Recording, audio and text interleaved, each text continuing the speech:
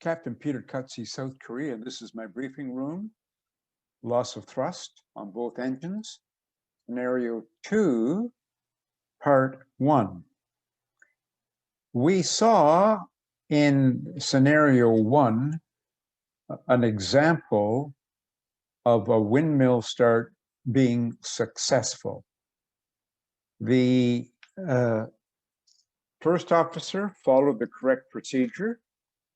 The engine start switches, flight, engine start levers cut off as soon as the EGT started to decrease.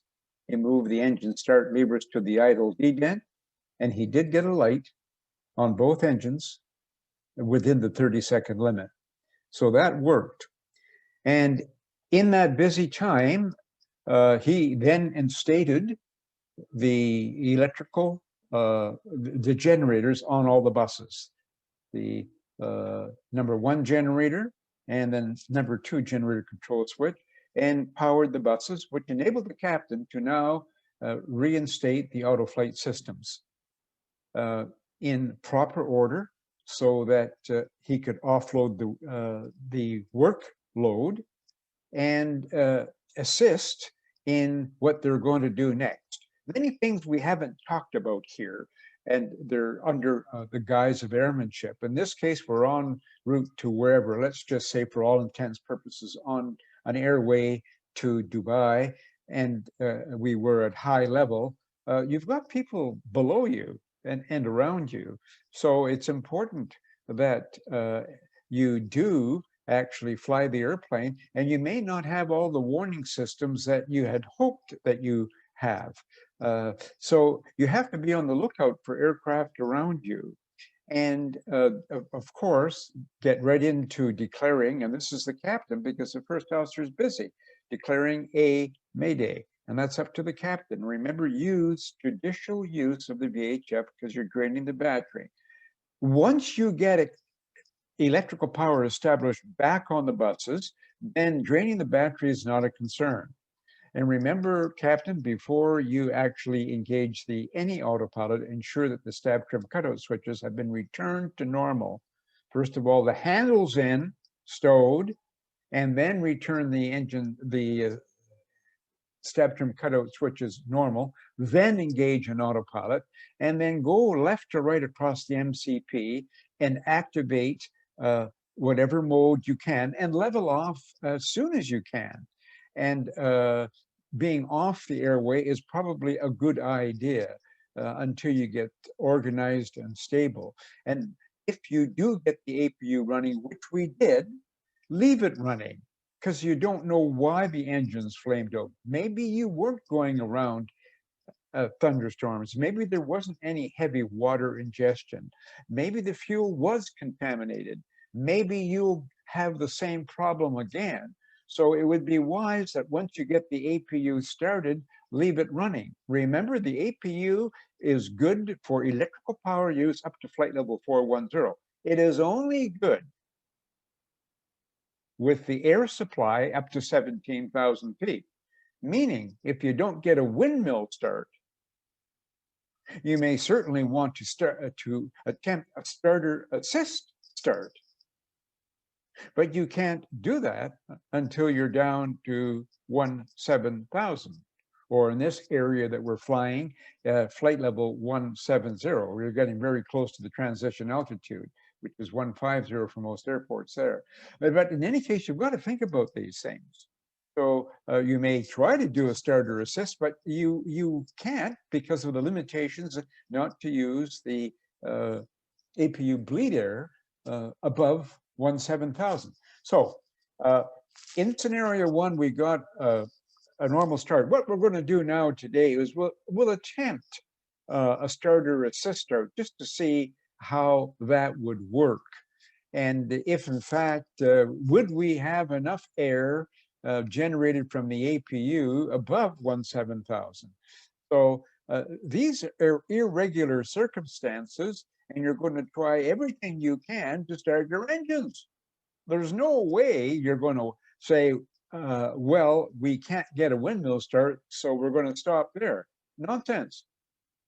Even though your N2 RPM may be greater than 11% for the NG and greater than 8.5% for the max. The max and the NG have the same procedure basically for the loss of thrust on both engines, with the exception that the engines are different. So the N2 minimum requirement for the max is 8.5% N2, whereas it's 11%. So you've seen that figure of 11%. I've got the QRH out for the NG, but be thinking max also at 8.5%. All right, so let's just go ahead and set up the scenario again, and then let's see if we can actually do a starter assist, pretending that we couldn't get a windmill start. All right, so as I give control to the captain, they will experience the loss of thrust on both engines.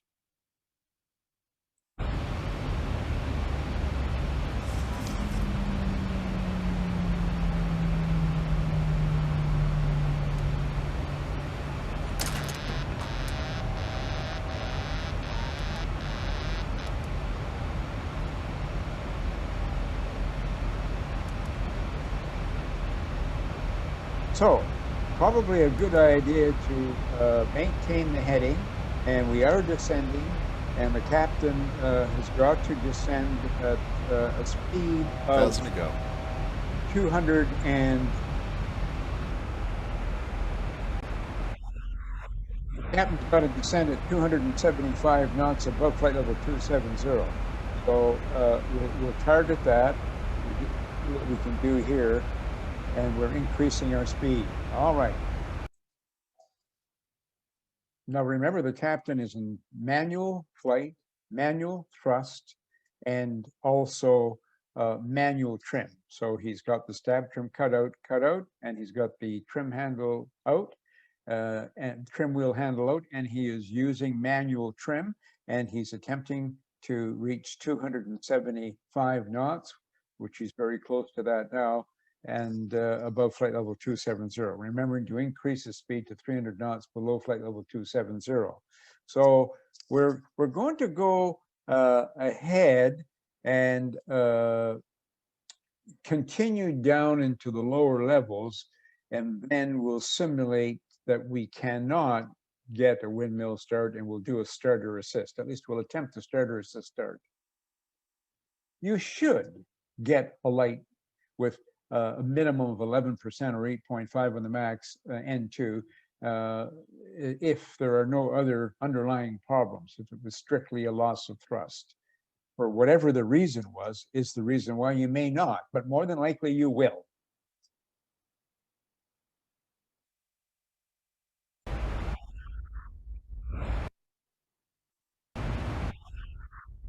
Now, as before in the last video, the first officer did attempt to start the APU and did get it online, and now can actually get the buses online by making the selection of the both APU gen switch control switches on. Now we've got electrics to the AC transfer buses. So let's say that we do have APU bleed air available. We'll go up and see how much. The first officer has actually got the APU online electrically. Let's go up and instate the pneumatics, even though we are above flight level, or above flight level 170, 17,000. This is important. You can't get a windmill start. You're going to have to try to get a starter assist start. So let's see how much air we have, and let's see whether or not we could use the APU, even though the restrictions are you shouldn't. We have to get engines going. APU bleed on and packs off. We maybe would have a chance at getting enough air. It doesn't look like we have enough air right now to do it, and that's why Boeing has stipulated 17,000. But let's see if we could get a start. We're going to have to try something. So the checklist for the starter assist is thrust lever is closed. We'll go and do that. wing anti-ice off, pack switches, I've just turned them off, APU bleed air switch on, ignition selector both. So we'll go and do all of that, and then we'll try to start one engine first. And probably a good idea would be to start engine number 1 first, because it's closer in the plumbing as far as the APU bleed air being on the left side. So that may be a wise thing to start. So let's go ahead and try that. If we're going to try starting the number 1 engine first, I've closed the isolation valve to give us maximum air from the APU to the left engine. So here we are attempting, and we've got 23.9% N2, at least 11%. So let's give it a try. And the start valve is open. So we will move the engine start lever to the idle detent, see if we do get a start, in fact.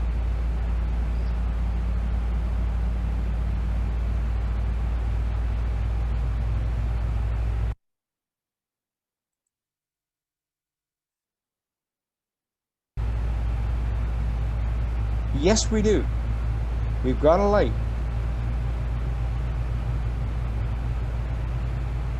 Now we are out of flight level 180, and our speed is quite high.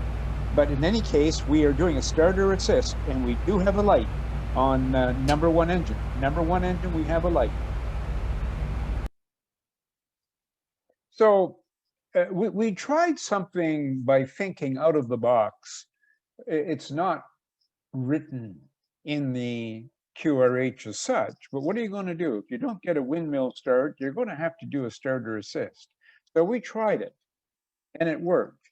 And my suggestion was to actually close the isolation valve to start engine number 1 first, because of the plumbing, and that makes sense logically, and it worked. We were close to flight level 170 or 17,000, and we didn't have 30 psi. However, we still got a light. So is it possible? You saw it. Is it written in a book? No, it's not. Should we be trying things that's not written in the book? Well, if it means crashing and dying because it's not covered in a manual, enough said about that. So we use our heads. It's called airmanship. And it worked. Now we've got 1 engine going, we can fly the airplane. And then we can consider restarting the number 2 engine using the starter assist again, because we'll have extra air from the number 1 engine, and we can make sure that we move the isolation valve to auto or open if you're not sure. In any case, you can look at the pneumatic duct pressure, ensure that you have 30 psi before you attempt a start in the same manner as we attempted the start for engine number 1. So we succeeded in getting 1 engine started. So that will be the end of today's video. It's scenario 2, part 1. See you in scenario 2, part 2 in the next. Just before I go, we had a cabin altitude warning horn. Now, very possible.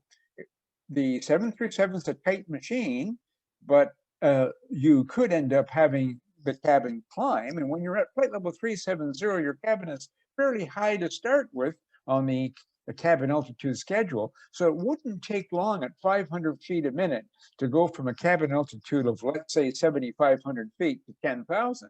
You're looking at 2,500 feet, and at 500 feet a minute, you're looking at 5 minutes. So it wouldn't be long. And by the way, we got that cabin altitude warning horn.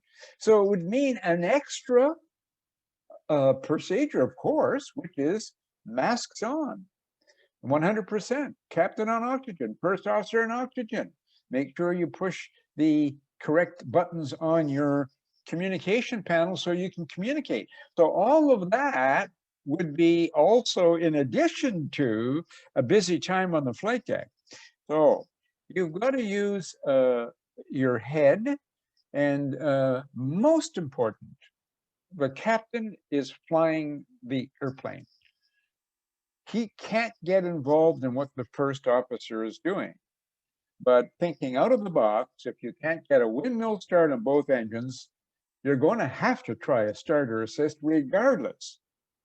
And I would recommend the way we did it, it was successful, to attempt to start engine number 1 by closing the isolation valve to give you more air from the APU. And then later on, when level and everything under control, and the autopilot engaged and everybody's informed, you can go ahead and start engine number 2 using a starter assist, but make sure you get the isolation valve in the auto position or open position if you're not sure on the operation of the isolation valve. Well, that's it for today's briefing, and we'll see you in the next scenario 2, part 2.